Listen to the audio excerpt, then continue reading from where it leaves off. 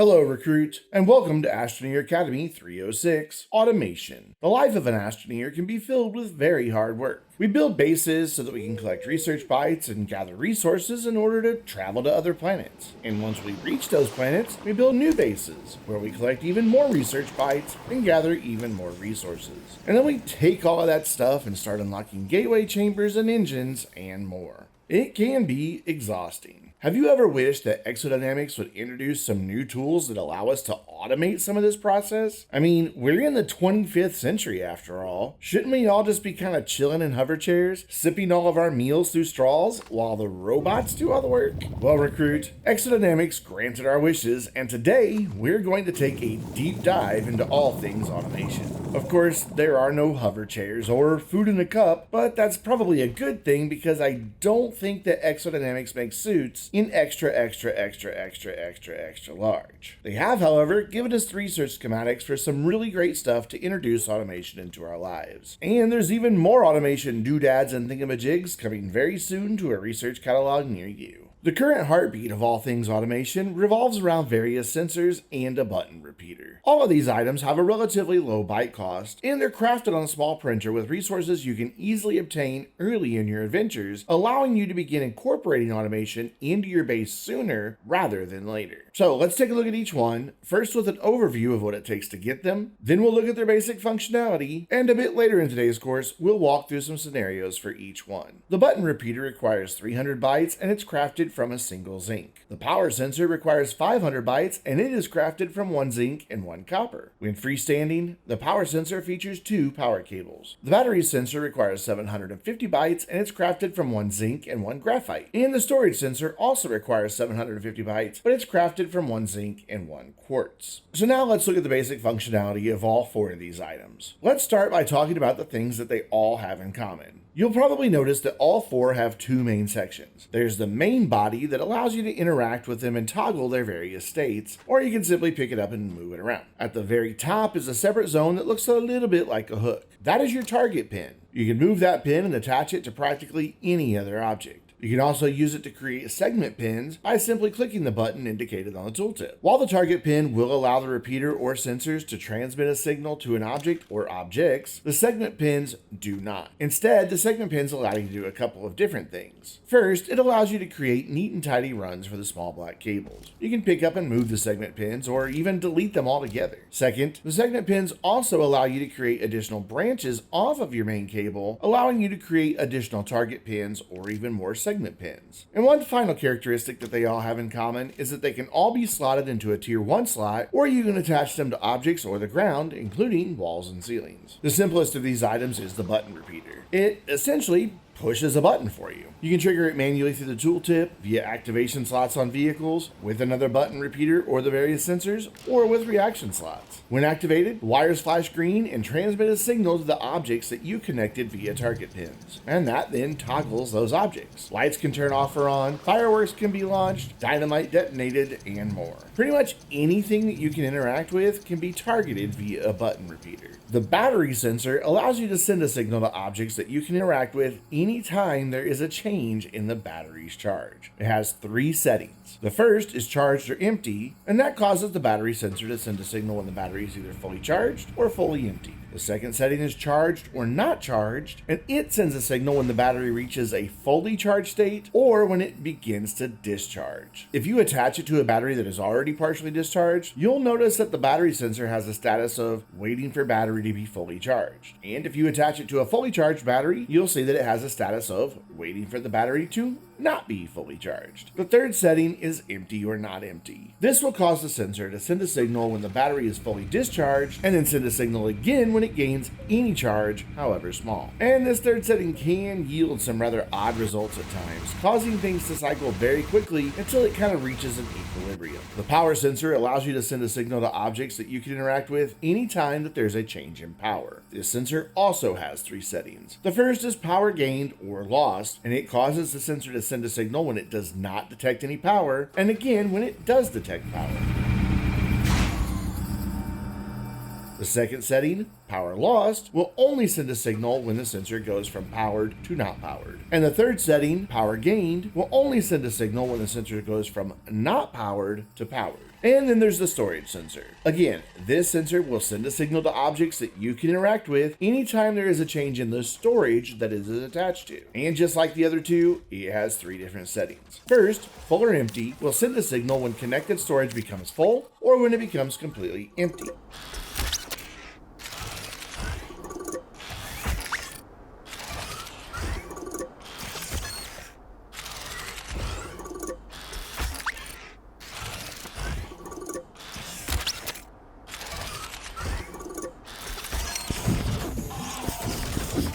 Second setting, full or not full, will send a signal when the connected storage becomes 100% full or when it is not 100% full. To put that into simpler terms, it sends a signal when the connected storage is completely full, and it'll also send a signal the moment that even a single item is removed from that storage. And the third setting is empty or not empty, and that'll send a signal when the connected storage is completely empty or when it's not empty. Again, to put this into simpler terms, this means that it will send a signal when the connected storage has nothing on it, and then it'll send another signal even when a single item is placed on that storage. So, are you completely confused yet? Don't worry. We're going to look at several practical examples in just a few minutes that will demonstrate just a few ways that you can use each of these items by themselves or together to bring about a great deal of automation to your base and even your vehicles. But first, there are a few other new automation items that we need to take a look at. To start off, we have the medium resource canister. You can unlock this storage solution for 2,000 bytes and craft it on the small printer from 1 plastic and 1 glass. Be careful when you're crafting it though, because it has the exact same recipe and is directly next to the medium soil canister in the small printer. If you're not paying attention, it's real easy to craft a soil canister when you meant to create the resource canister. But once you do have the medium resource canister, you can now store up to 32 nuggets of a single resource inside of it. And there's several ways that you can fill it up. You can manually place the resource on top, or you could attach it to a platform that already has some resources on it, and it will automatically select one of those resources and begin moving all nuggets of that resource into the canister, or you can use another object that we'll talk about in just a few minutes. Once you have placed a nugget of any resource on a canister, it is deposited inside, and the icon on the side of the canister changes from generic storage to the resource icon of what it is now storing. You can also determine what's inside by simply hovering over the canister and reading the tooltip, where you'll also see how much storage is remaining inside. Or if you want, you can just peek into the little side window to see the small pieces of resource nuggets inside, and then check the handy gauge on the side for a rough approximation. If you wish to remove resources from the medium resource canister, simply interact with it to change it to enable output. It will begin dispensing resource nuggets until it is empty or until it has nowhere to put the resource. So if you place it down on the platform and enable output, it'll automatically begin emptying its contents until that platform storage is full or the canister itself is empty. And once the canister is empty, the icon on the side changes back to the default storage icon, and you're free to reuse that canister for a different resource. The large resource canister functions just like the medium resource canister, but it holds a whopping 400 nuggets of a single resource. It requires 5,000 bytes, and you craft it on the medium printer from 1 glass, 1 titanium, and 1 nanocarbon alloy. This canister will allow you to store more of a single resource than nearly any other storage solution previously available, and it does it while only consuming a single tier 3 slot. Coupled together with the next 2 automation items we're going to discuss, you can easily amass huge numbers of a single resource. If the sensors are the brains of the automation, then our next 2 items, starting with the auto arm, are the muscle. The auto arm requires 1,500 bytes and it's crafted on the small printer from 1 aluminum and 1 graphite. With a relatively low byte cost and with resources that you can easily find on Silva, you can incorporate the auto arm into your early base building. In order to use it, it must be placed on a powered platform that contains at least 1 open tier 2 slot. When it becomes powered, you can then toggle it on or off manually or via the sensors that we discussed a few moments ago. And once it's turned on, the auto arm consumes power at a rate of 1 unit per second. The auto arm has defined input and output areas, though it could be a little bit difficult to tell which is which at first glance. But if you simply interact with it, you'll see 2 circles appear. The input area is indicated by the green circle, and the output area is indicated by the blue circle. When you turn on the auto arm, it will begin searching for items in that input area. If it finds one, it'll pick it up, rotate around 180 degrees, and search for an open storage slot in the output area. If it finds an open slot, it'll place the item and then repeat that whole whole process. By the way, if you stand inside of the output area, the auto arm can easily mistake your backpack as an available slot and start attaching items to your backpack. If there is no storage available in the output area, the auto arm will pause mid-rotation and wait until there is an available storage slot. You can also limit the auto arm to search for only one type of object by using the filter slot. Simply place that desired resource nugget or object into the filter slot in the center of the auto arm, and then it will only pick up objects or resources that are identical to what you placed in that filter slot. And there is one final note about the auto arm. While it can reach up fairly high, the range is not unlimited.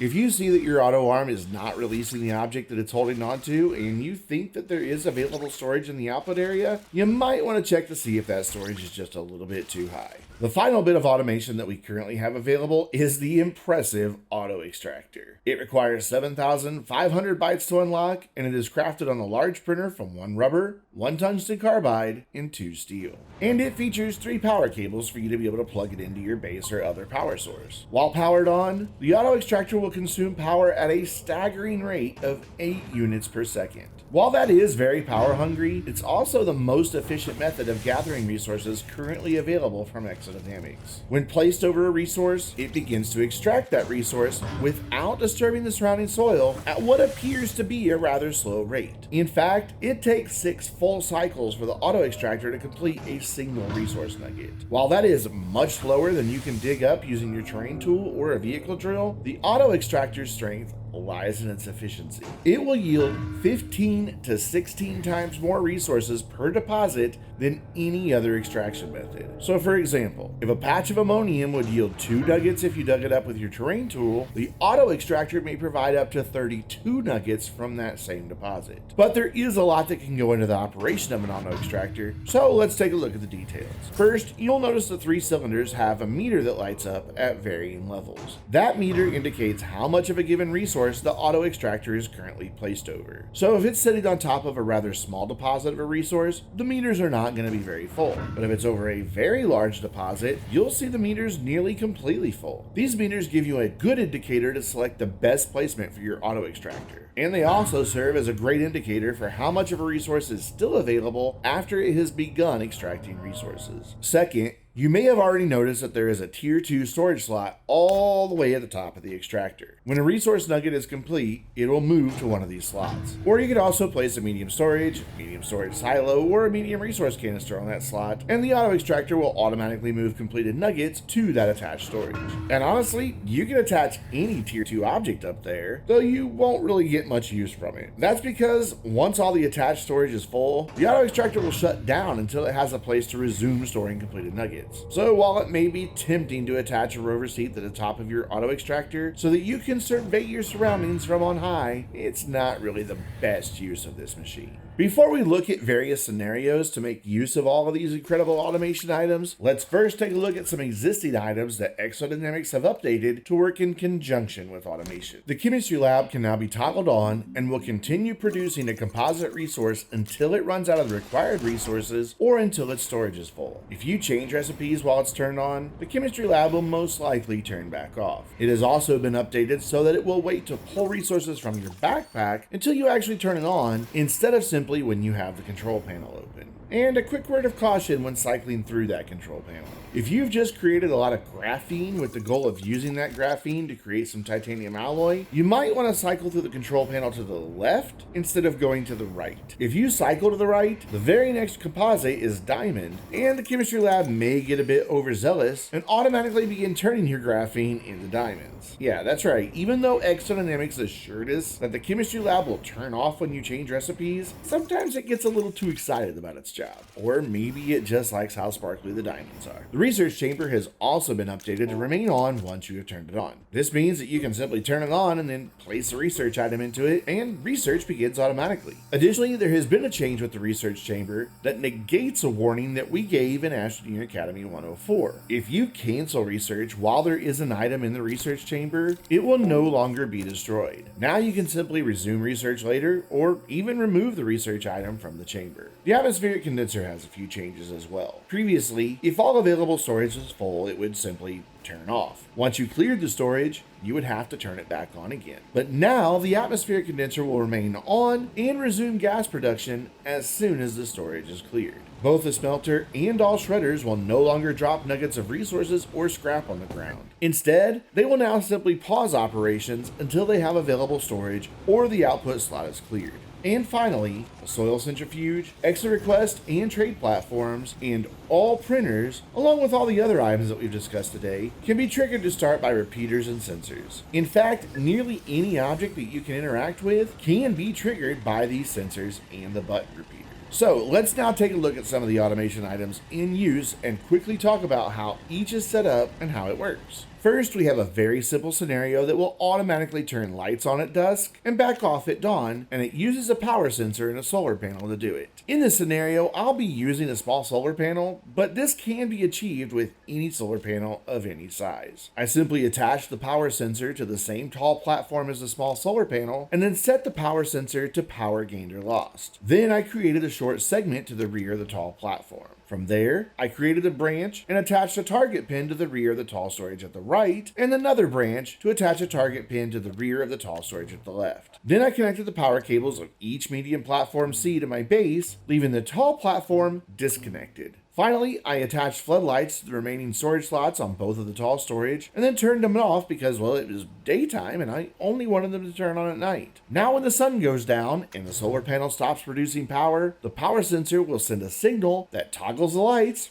and they turn on. When the sun comes back up and the small solar panel resumes producing power, the power sensor sends another signal and the lights turn off. Of course, you can also easily set up something that exists entirely for fun instead of productivity. Attach a button repeater to a reaction slot and target horns and fireworks. Now, you can announce your friend's arrival at your base in grand style.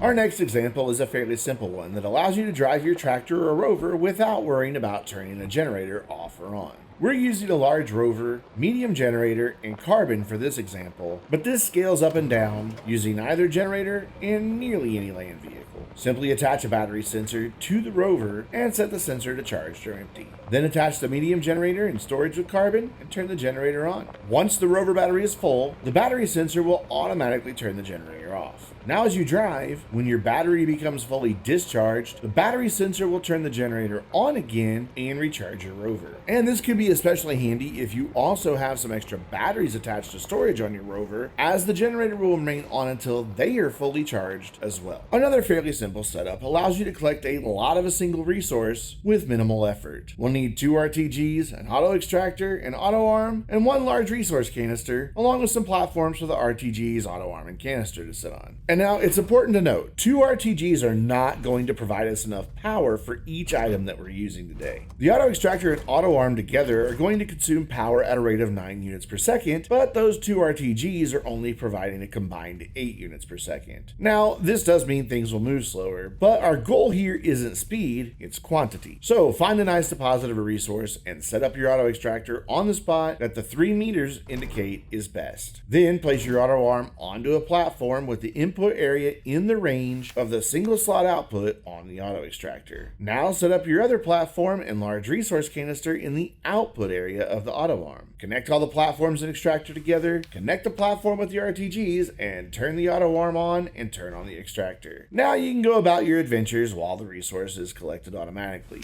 Granted, it's going to take well over 6 hours before that large canister is full, but you can always come back and just empty it as you wish. Now let's move on to something a little more advanced and get some research bites with very little effort. We're going to need everything that you see here. Now we need to head deep into a cave and find some mineral research samples, preferably in clusters of 3 or more. Set up the auto arm so its input area includes the rock formation where the research samples are located. Then place a platform for the research chamber in the output area of the auto arm. And you may as well go ahead and put the research chamber on top. Now set up your power items so that the generator is on its own platform and closest to the research chamber, and connect those two platforms. Then set up the small wind turbines on another platform, and using an extender, connect that platform to the one with the research chamber. Then connect the platform with the wind turbines to your power sensor, and connect the power sensor target pin to the platform holding the generator. Now set the power sensor to power gained or lost. Turn on the auto arm and the research chamber, and now you have an automated wind-powered research station with a backup generator that will automatically grab research samples and place them into the research chamber every time they reappear. And don't forget, as we learned in Astroneer Academy 104, these research samples will spawn indefinitely so long as you don't dig up the rock formation that they're attached to. If you use this setup in the caves of Glacio, you can gain a ton of bytes with just a little bit of effort. Just be sure you check on its carbon stock now and then. Or if you just want to skip the backup generator, go right ahead. You won't produce bytes when the wind isn't blowing, and you won't need the power sensor either, but you will be surprised at how quickly you're getting bytes with a set it and forget it automated research station. And in our final scenario, we're going to create a bank of backup generators to power our base when there is no solar or wind, and we're going to set it up so it automatically restocks its own fuel when the carbon begins to run low. We start with our solar panels and wind turbines connected to the main base through an extender so that the power only flows out of them in one direction, which prevents power from elsewhere in the base from creating a false positive. I looped these two platforms together via a power cable to ensure that the power sensor would only go into an unpowered state when both wind turbines and solar panels are not producing power. On the other end, I've attached a power sensor set to power gained or lost. If both the wind and solar stop producing power, then the power sensor triggers 4 medium generators along with the auto arm that's located between the two platforms holding the generators. This auto arm is set to move carbon from the first platform to the second. When wind or solar begin producing power again, the generators and this auto arm are turned off. There is also a storage sensor set to empty or not empty that is attached to the medium storage to the right of the soil centrifuge. This sensor will start the soil centrifuge every time that medium storage becomes empty. I then attached another storage sensor to the first platform of carbon, which is near the bottom of the video, and that turns on the two other auto arms and the smelter whenever that storage is emptied of carbon. So the whole process begins with the soil centrifuge begin making organic, and its small soil canister will automatically refill from the medium soil canister. The first auto arm moves the organic to the smelter. Once the storage to the side of the centrifuge empties, it will automatically begin creating more organic. The second auto arm moves carbon from the smelter to the first storage platform. This entire process will continue on its own until the first storage platform is 100% filled. Since that other auto arm is moving carbon away from the platform with the storage sensor, I am ensuring that this cycle is set into motion when the lower carbon storage is empty. This is allowing me to have backup power from my base when there's no wind or solar, and that backup power is automatically refueled for me. The only maintenance I have to do is to make sure that the medium soil canister has some soil in it. And of course, this entire system can scale up as big as you would like it to. Simply add in more storage for fuel, more generators, more solar, more wind, and you can produce more and more power. And of course, you also have the peace of mind that comes with having backup generators ready to keep your base powered. Now, each of these scenarios are only the tip of the proverbial iceberg of what is possible with automation. While this course has been our longest one to date, it's our hope that you now have a solid grasp on all things automation. If you take the information that you learned today and begin experimenting with your own automation setups, your mind will soon be completely blown as you realize the full potential of automation. Of course, EXO Dynamics has promised that even more automation is coming very soon, but we'll wait to talk about all of those things once they actually arrive. And with that, we come to the close of the third semester of Astroneer Academy. We'll kick off next semester with Astroneer Academy 401, Advanced Astroneering, where we will share what is essentially a supercut full of pro tips and other advanced processes that make life easier for an astroneer. And we'll also be talking to some of the quickest astroneers in the solar system. Looking further down the road, we'll also be talking to some astroneers who have made some impressive creations, find out how to put a rover into space, take some adventures beyond the rift, and more. But all of that is still to come, so until then, I'm Brandon, reminding you to stay vainglorious.